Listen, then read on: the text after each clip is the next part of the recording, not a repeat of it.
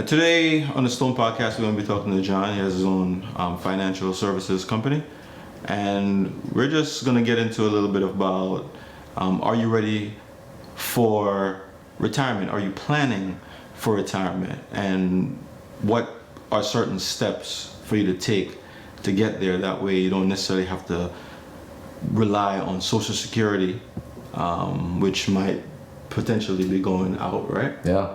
So it's just to prepare you, small things that you can do over time incrementally that will pay great dividends later on, which anyone can do.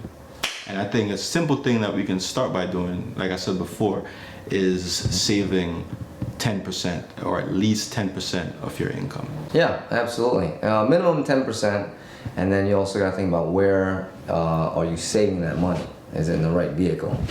Because if you just leave it in the bank, what's the interest that the bank is giving you nowadays? Probably 3%, maybe? Are we getting that much? Not even. Okay. Like half of 1%. Oh, right? wow. Yeah, so and what's inflation right now? I think 14, right? Yeah, maybe even higher if you look at certain products. So, if the bank is giving you half of 1% and inflation's at 14%, your money is losing its value the more that sits in the bank, especially if it's for the subject of your retirement in the future. It has to outpace inflation. Yeah. One of the things that I've done to put away money is I've a 401k, like Yep. your job or whatever the case might be. But even if you don't have a job that have a 401k, what you can essentially do is open a brokerage account or buy treasury bonds, right? Yep. And so I don't know if you want to explain that a little bit. Yeah, so if you work a job that has a 401k that matches, that's a great way to invest, because a lot of 401k plans have funds in there that are growth. So they'll average 10, 12% or more. And if it matches, that means, if they match 5%, if you put in 5 and then they put in 5%, it's essentially free money. If you put in 10, they put in maybe 7 or 8, it's free money. If you don't have a 401k or a 401k that matches, you could open a brokerage account under a Roth IRA, and it was created by Senator Roth. And essentially, what you contribute into that account, and then whatever it grows, at 59.5, it'll be 100% tax-free. Okay. Tax-free. So let's say you put in $5,000 a year for 10 years, that's $50,000, and it grows. That $50,000 grows to $200,000. If you wait until 59.5, that $200,000, every penny in there is tax-free. So mess with the Roth IRA, right? What is the average rate of interest that you usually get on it yearly? What can somebody expect? 6 to 12%. Okay. And based on your age, your temperament, how long you want to have the money invested in there for, there's essentially different classes of mutual funds. There's conservative, there's balanced, there's moderate growth, and then aggressive growth. So the younger you are, the more aggressive you'll be, and then when you start getting older, you'll fall back, right? Yes. Because you want to be more sure for your money. That's the idea, at least, Yes. right? Is there a maximum that you can put in there a year before? Yeah. How does that work? Every year it changes. You Google, what are the max contributions for a 401k, and what are the max contributions for a Roth IRA, and then there's a catch-up. If you're over the age of 50, it's usually like 1,000 to 3,000 more than someone who's under the age of 50. So under the age of 50, it'll probably be about 7,000, I think, Yeah. right? And then over. Yeah, over 50, it's like an extra 1,000 for a Roth. So like right now, I think that's 7,500 if you're over 50 years old. But you could Google it. Each year it changes. So that's another. So if you have extended your 401k, Yep. extended your Roth, that's another. You can put some of that money into the HSA. Yeah. Yeah. Yeah, absolutely. I think for men, it's very important that we have full control of our money and knowing what to do with our money. Because people nowadays, maybe they don't pay attention to it. They're looking for the now. They're trying to keep up with the Joneses. They want to get the flashy car now. They want to be able to, wine and dine ladies. Yeah. And money goes out the door very quickly that way. Very quick. Yeah, originally debt was created so that you could leverage debt to create more income. That's originally how debt was created, what the purpose of debt was. Explain that, because maybe people don't understand exactly what that is. So people think, okay, I can borrow money from the bank, I can borrow money from a credit card, and then I can buy whatever I want. The whatever I want is what gets people in trouble. So there are things that you buy as a consumer, which is generally liabilities, and then there's things that you buy that are assets that will help put money in your pocket. So a lot of times people will buy like a big screen TV on credit. They'll go on a vacation on credit. Bad idea. Bad idea, because that's a liability. Don't even bring a credit card if you can. That's a liability, because those are things that take from your pocket. Assets, right, are supposed to put money in your pocket. And you're supposed to, if you're going to accrue debt, it's supposed to purchase something that will help put money in your pocket. And there's two types of assets. There's sit and wait asset, and then there's a cash flow producing asset. And those two things are different. I prefer cash flow producing assets because it's an immediate money coming into your household, versus sit and wait, which is like painting. I think the best investment you can make at the end of the day, I think Warren Buffett said, is to invest into yourself. Yes. Right? Knowledge, right? Get as much knowledge as you possibly can on how to do anything that you want to do. That way you are the machine that's creating income. I think that's one of the best things that anybody can do for themselves. So back to the thing about having debt purchase assets versus debt to buy consumer products, right? People will pile up their credit cards, and right now people are starting to get maxed out. Bankruptcies are high. Interest rate is crazy. Interest rate is crazy. Bankruptcies are going up. So now people put all of this consumer products on their credit card versus using their debt to leverage into something that can produce income for them. I'll give you an example. All right, there's a sit and wait asset versus a cash flow asset. Let's use something that people understand: property. So a sit and wait asset is a single resident primary residence, which means they live in that one family home. Mm-hmm. It generates no income. They're sitting and waiting, paying it off for 30 years, hoping when they retire, they can cash out of that house, and then they made a profit. Gotcha. Versus a cash flow producing asset is buying a 4-unit, 8-unit, 12-unit building, living in one, and then letting the other units produce cash flow to them. Which one's more valuable? I think the 4-unit. 4, 6, 8, 10-unit, right? Yeah. So if you're going to leverage your credit and accumulate debt, purchase something that will produce cash flow for you. I try to stay away from credit cards, right? Most of my purchases, well, I say probably 99.9% of my purchases is always cash, right? Because I never want to carry debt. I've been in a situation before where, and at that time, credit card debt was way lower than interest rate was way lower than what it is today. Right. And, whatever the interest was at the time, I had built up some debt, and I ended up paying it off. Not an astronomical amount, but I just don't like credit cards. Right. You know what I mean? One of the things I did was I realized that, I look at my statement and I realized that they were charging me for one of the credit cards that was supposed to be free. And I said, what is this charge? Yeah. And that's one of the things that got me on board to pay it off, because I didn't like to be charged $150 for the year to use that particular card. So, me personally, I would say try to stay away from credit cards. And another thing, if the situation was that we didn't have means of getting credit cards, I think less people will be in debt. Yep. Right?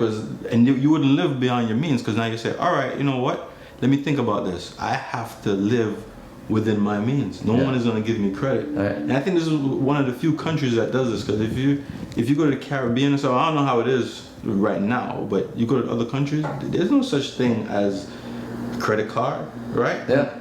Because you have to have not a liability, you have to have the asset to show that you can pay for this, and most people don't have it to show.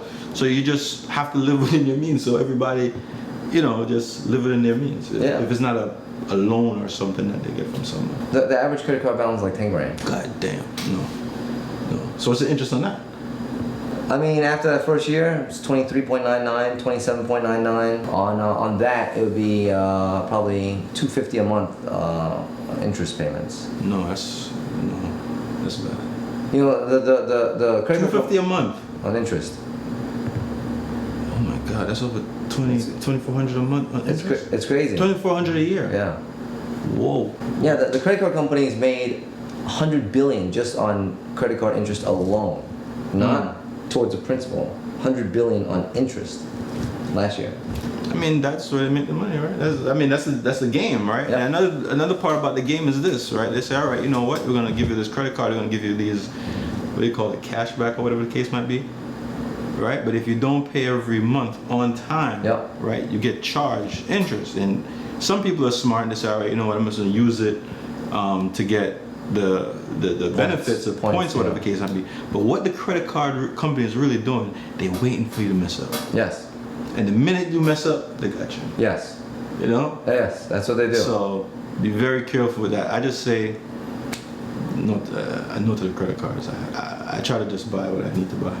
Yeah, you gotta know yourself, right? Most people don't have the discipline to manage your credit card the way that you described. Mm-hmm. And then if they have that 1 month emergency, that's when it's a spiral downhill. Yeah. And that's another thing. You should always have money saved Yes. for emergency. Yes. Right? What, 3 to 6 months is beneficial? I used to say 36 months for a long time, but after COVID, it was like really 2 years. Because look at all the people that lost their jobs. Everyone's different, and I would say that if you have a business, having one business credit card is useful because you could use your business card for deductions. Okay. So like if you work as a chef, but you also do private catering on your own business, or if you work for a mechanic shop and you do your own auto body on the side, right? You will get tax benefits as someone who's self-employed. You will be able to deduct everything. So it's good to have all of your business deductions or business purchases on that card, and then you just pay it off as you go. Yeah. And it's good to have a business account, period. Yeah. Uncle Sam awards people who are self-employed or business owners, entrepreneurs. Yeah. The tax laws are built for people who work for themselves.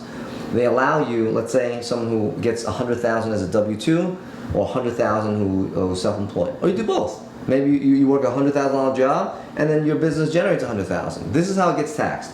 Your W-2 job from that $100,000, Uncle Sam will take 30 to 40% based on your tax bracket off of that $100,000. So people who say, "Oh, I make $100,000," they don't net $100,000.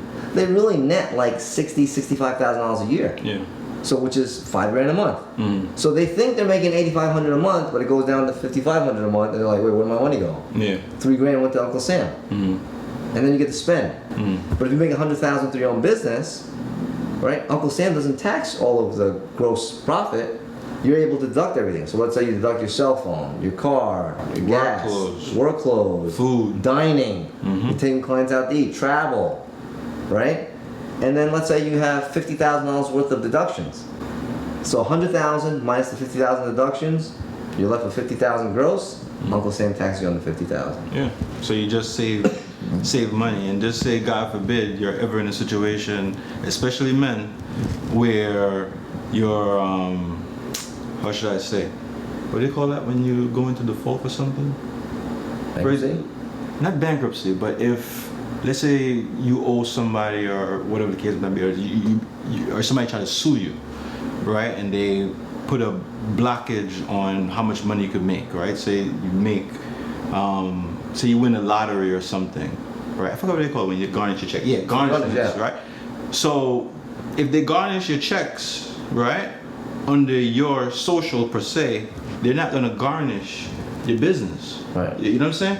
So instead of all this money right here being blocked and being garnished, at least you can still keep yourself afloat until you deal with whatever it is that's over there, because that's something that happens sometimes too. Yeah. You know, so that's something to think about, is to get yourself a business where you can put, and maybe even have more than one. You know, Yeah. you can keep your money. Your house, for example, should be into something like that, because somebody could walk in front of your house, trip, fall, hurt themselves, and then now they want to get your house. But Yeah. if your house is wrapped up in a trust or LLC somewhere, it's much more difficult to do that. Ideally, if you have multiple properties, buy it under the LLC. Yeah, safer. Yeah. And in terms of what you said about investing in yourself, what Warren Buffett said, starting your own side business or full business is one of the best investments you can make for yourself. Because like learning how to make an income outside of W-2 is very empowering. Because you put your own efforts on your own back, and then you learn how to better talk to people. You know, some people say, "Oh, I don't like being a salesperson." Everyone is in some form of sales. Yeah. If you have a child, you sold a woman on doing an activity that got you to have a baby, right? Yeah. Right. So everyone is in some way or fashion a salesperson, and you know, learning how to make money outside of W-2 is very empowering, and it's the best investment for yourself. Yeah, and it's, God forbid, you know, you lose your job or anything like that, you know, because you can do two, right? You could have a side business. I don't like to call it a hustle. I think it's a business. You're employed for yourself. Yes. When you start a business, I think you take it more seriously when it's not a hustle. Yeah. And it's a business. And, you know, say something happened, God forbid, with your form of employment, at least, you know, you have something coming in, right? And you can save all your money that you make within your business, and you can spend the money that you make on the side, right? That should be a vacation fund or whatever the case might be. Yeah. You know, instead of getting a credit card. But the one thing that, you know, I find it difficult to do, you know, why I still have a credit card but I don't use it. The only time I use it is if I'm renting a car, right? Because I realize that whenever I can't rent a car on my debit. It doesn't matter. A hotel. You can't get a hotel. Traveling. Yeah. So what do you do in that situation? You don't have a credit card? Say you don't have a credit card. Oh, you gotta get a credit card. They have a credit card. They won't. They'll let you use a debit card, but then the hold on the debit card is higher than the credit card. Yeah. They'll hold like $600. I've seen higher. That's crazy. Yeah. Just to rent the car? Yeah. Just hold it on the credit card, which is maybe $250, $300. Yeah, that's what I use my credit card for. Nothing else. You know, nothing else. And as soon as that bill comes, many times before the bill even comes, it's paid. You know, because if you're going on vacation, you should have the money on, you know, saved for all your expenses for that. I think that's the best case scenario for that. Yeah, a lot of times people they get caught up. You know, it's like if you're gonna use a credit card, you better have that money that you're gonna spend on the credit card already saved. Yeah. A lot of times people don't, and they get stretched. And then most people are 2 weeks away from a financial disaster. Yeah. Right? They don't even have $500 for an emergency. So people, I think, are trying to keep up with the Joneses. And as men, if you're a guy, you're supposed to lead. If you lead your household. And if you don't have a household, it's just you, well, then you got to act as if. How would you ever attract the household that you want if you're not leading yourself down? Like if you can't manage the ability you have, how can you expect to have or lead if you get more? Imagine having a spouse, 2 or 3 kids, a mortgage, 2 cars. Yeah, you have to learn the budget. You have to learn the budget, and you have to learn to be wise about how you spend your money. Because everything is not for you. And many times you ever have money in your pocket, you feel like it's about to burn you up, you just need to spend it. It's not a good feeling. Yeah, it's not a good feeling. That's why it's good to invest, because if most of that money is being invested, you're not even seeing or thinking about it. Everyone has only 3 15-year windows in their working lifetime. From age 20 to 35, 35 to 50, 50 to 65. Those are the 3 15-year windows of everyone's working lifetime. Because I don't think anyone wants to go into the 4th window, which is 65 to 80. I don't think anyone wants to work from 65 to 80. So you gotta think, all right, from 20 to 35, what are you doing? Most people are saying, I'm just getting myself together. I'm not stable just yet. Yeah. I gotta get myself situated and get, a career going. And then maybe they're trying, for the guys, I'm just trying to meet a good lady. Yeah. Maybe start a family. It's hectic. And they get into 35 to 50 where maybe they do meet someone. And maybe they do have 1 or 2 kids. And then maybe they do have the house. Now what? Now they're saying, I have too many things going on. I can't save for the future. Too late. And then from 50 to 65, my eldest just started college. I still got the mortgage. You don't expect me to save now. Then right around 55 to 60, they think, I hope my kids get a good job and they can take care of me. Yeah. That's another thing, man. I don't think your kids should take care of you. Too much pressure. Sorry. Yeah, I think Pressure. you should put things in order so that your kids grow up and leave home and can do for themselves, and you take care of yourself. Something that pisses me off actually when adults think that their kids are supposed to take care of them. Yeah. Or when people put their kids in certain situations that they couldn't necessarily do to ensure that the kid can take care of them.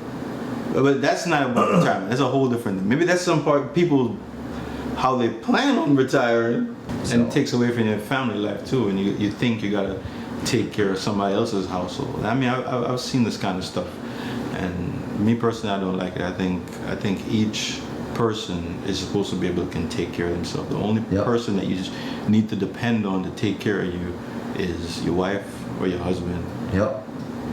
That's it. Yep. Not your children. Your children have their own life to live. You should set yourself up in a way where you can take care of yourself. It's a beautiful thing too, especially when you talk about going into retirement. If you have a home purchased or a condo or a co-op, whatever the case might be, once you pay that thing off and all that money you make is yours, life is good. Yep. You're free, man. You're free as a bird. So that's another thing. I think if you have these big purchases, homes especially, right? Try to pay that off within 15 years if you can. As fast as you can, pay that off. Because that's where the bulk of your money is going every single month. Yep. It's towards that. I mean, if you ever look at the mortgage and you see the interest on that thing, it's Jesus crazy. Christ. The first half of the 30-year mortgage, so the Just 75% goes to interest. madness. So you pay $1,000 mortgage payment. I know it's unheard of, but let's say $1,000, right?